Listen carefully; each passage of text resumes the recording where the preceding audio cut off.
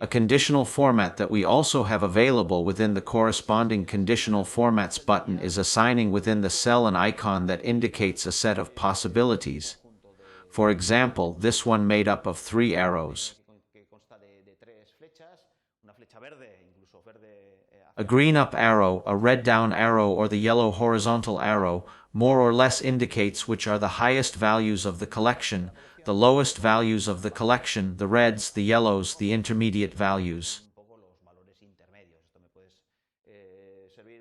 This can be useful when I want to see graphically and simply the behavior of a given value within the collection that it forms part of.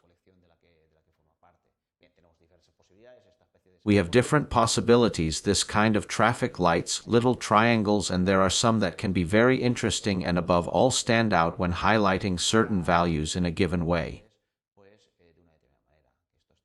These also seem like the lines of the cell phone. The truth is that interpreting these icons are fairly intuitive. We truly can adorn and we can enhance the visual appearance of our data table quite simply thanks to these conditional formats. We have a lot of presets, predefined values.